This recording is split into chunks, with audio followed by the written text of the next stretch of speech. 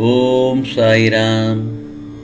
என் அன்பு குழந்தையே, உன் பிரார்த்தனை எல்லாம் நிறைவேறியது என் செல்லமே. நிச்சயமாக வரும் 24ஆம் தேதிக்குள் எல்லாம் நடந்துவிடும். இந்த சாயப்பா சொல்வதை கேள், ஆனந்த கண்ணீர் விடுவாய். என் செல்லமே, விதியோ சதியோ உன் வாய்ப்பை தட்டி பறிக்கலாம். ஆனால் உனது திறமையை யாராலும் தட்டி பறிக்க முடியாது. புரிகிறதா? எந்த இடத்தில் எந்த காரணத்திற்காக நீ உதாசீனப்படுத்தப்பட்டாய் என்று நினைக்கிறாயோ அங்குதான் உன் வெற்றிக்கான முதல் படி தொடங்குகிறது. புரிகிறதா என் செல்லமே? ஆகவே நடப்பதை மட்டும் பார், நடந்ததை கிளற வேண்டாம். உரியவரிடம் மட்டும் சொல், ஊரெல்லாம் சொல்லாதே. தேவையான விவரங்களை மட்டும் சொல், வீண் வார்த்தை வேண்டாம். தீர்வை விரும்பு, சண்டை போடாதே.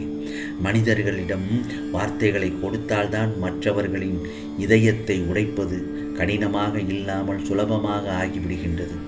எனவே வார்த்தைகளை கையாளும் போது கவனமாக பார்த்து கையாளு. இந்த சாயப்பா சொல்வதெல்லாம் நன்மைக்கேதானே. அதிகமாக எதிலும் ஆசைப்படாதே. உனக்கு எது தேவையோ அதில் மட்டும் ஆசைப்படு. எதிலும் அளவோடு இருந்தால் நீ ஆசைப்படாதது கூட நிச்சயமாக உன்னை வந்து சேரும். புரிகிறதா? எப்போது உன் பேச்சுக்கு ஒருவர் இடத்தில் மதிப்பில்லை என்று தெரிகின்றதோ அந்த இடத்தை விட்டு விலகிவிடு. பிறகு அவர்களே உன்னை தேடும் அளவிற்கு எதிர்பார்ப்பை விட எதிர்கொள்வதை கற்றுக்கொள். இந்த உலகத்தில் எதிர்பார்க்கும் வாழ்க்கை யாருக்கும் கிடைப்பதில்லை. எதிர்கொள்ளும் வாழ்க்கையே கிடைக்கிறது. புரிகிறதா? உன் தோல்விக்கு பலர் காரணமாக இருக்கலாம். ஆனால் உன் வெற்றிக்கு உன் தோல்விகள் தான் காரணம் என்பதை மட்டும் மறந்துவிட வேண்டாம். இந்த பிரபஞ்சத்தில் நல்லவர்கள் எப்போதும் கடைசியில் தான் ஜெயிப்பார்கள். அதுபோலத்தான் கெட்டவர்கள் நன்றாக வாழ்ந்துவிட்டு போகட்டும்.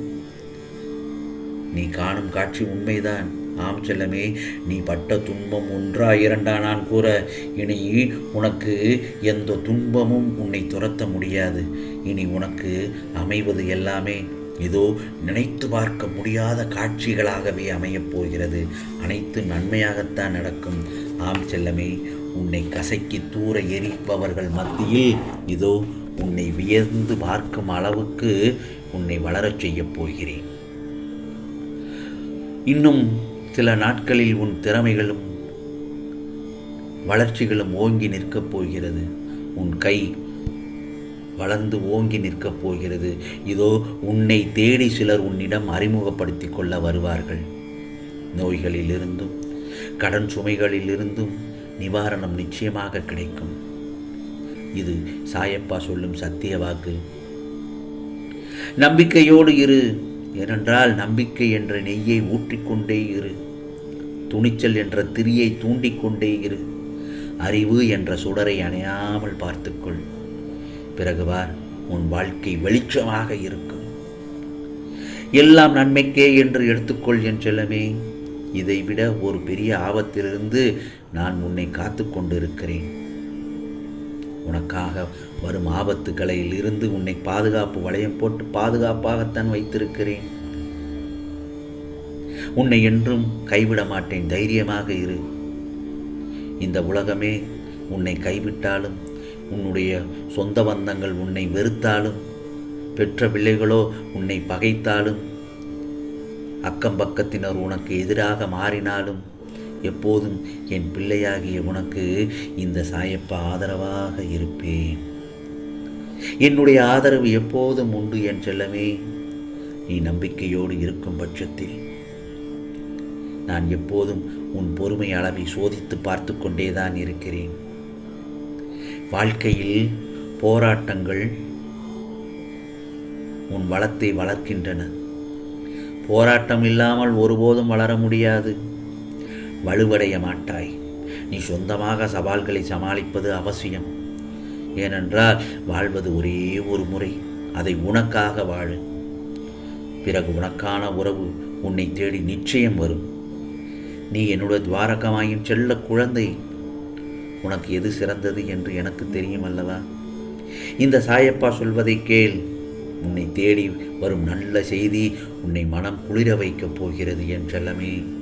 இதோ உன்னை தேடி வந்த வாய்ப்புகள் எல்லாமே உனக்கு நான் கொடுத்த வாய்ப்புகள் தானே. அதை எல்லாவற்றையும் மனதார ஏற்றுக்கொள். நிச்சயம் அதில் நீ வெற்றி பெறுவாய்.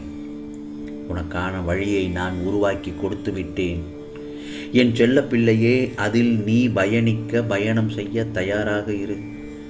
உனக்காக பக்கபலமாய் உன் கையை பிடித்து உனக்கான வாழ்க்கையை ஒளிரச் செய்யப் போகிறேன் இந்த சாயப்பா.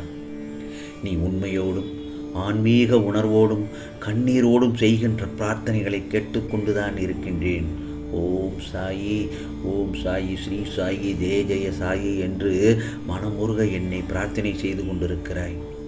நீ சாயி சாயி என்று சொல்லும் பட்சத்தில் நான் உன் அருகில்தான் இருக்கிறேன் என்பதை நீ மனப்பூர்வமாக உணர்வாய் என் செல்லமே. உன் மனதில் ஒன்றும் தோன்றும் இப்பொழுது. சொல்வார், கெட்டவர்களும் கெட்டது செய்பவர்களும் நன்றாக இருக்கும் பொழுது நல்லவர்களான நாங்கள் மட்டும் ஏன் கஷ்டப்பட வேண்டும் சாயி என்று தானே நினைக்கின்றாய்? கஷ்டத்தை மட்டும் ஏன் சாயப்பா எனக்கு தரணும் என நினைக்கிறாய்? உன்னை போல இந்த உலகத்தில் எல்லோருமே எப்படித்தான் என்னிடம் கேட்டுக்கொண்டிருக்கிறார்கள். நல்லவர்கள் புலம்புவது தொடர்கதைதான். ஒன்றுக்கும் உதவ மாட்டாய் என்று உலகம் உன்னை உதைத்தாலும் நீ ஓடுவதை நிறுத்த வேண்டாம். வெற்றிக்காக ஓடுவதை நிறுத்தாதே. வாழ்வில் நீ உயர்ந்த லட்சியத்தை ஏற்படுத்திக்கொள். அதற்காகவே உன்னை மனிதனாக கடவுள் படைத்திருக்கிற. குறிக்கோள்கள் இல்லாமல் வெறுமனே வாழ்வதில் அர்த்தமே இல்லை. நீ ரோஜா செடியாகவோ தாமரையாகவோ அள்ளியாகவோ என்பது ஒரு விஷயமே அல்ல. நீ மலர்கிறாயா என்பதுதான் பிரச்சனை. யாருக்கும் ரசிக்க தெரியவில்லை என்பதற்காக நிலவு அதன் அழகை இழந்து விடுவதில்லை. அதுபோலத்தான் உன் அருமை தெரியாதவர்களை கவனத்தில் எடுத்துக்கொள்ளாதே. பிறகு பார், நிச்சயமாக உனக்கானது நல்லது நடக்கும் என்ற எண்ணத்தோடு மேற்கொள்ளப்படும் எந்த முயற்சிகளும் வீணாகுவதில்லை. புரிகிறதா? இதோ உன் சோதனை காலம் எல்லாம் முடிந்து விட்டது. கடந்து வந்த பாதையை மறந்து விடு. அனைத்திற்கும் புது வழியை காட்டப் போகிறேன். நோயற்ற வாழ்வும் வழங்கப் போகிறேன். உன்னை நீ நினைத்து பார்க்க முடியாத அளவிற்கு இந்த சாயப்பாய் உன்னை உயர்த்தி பார்க்கப் போகிறேன்.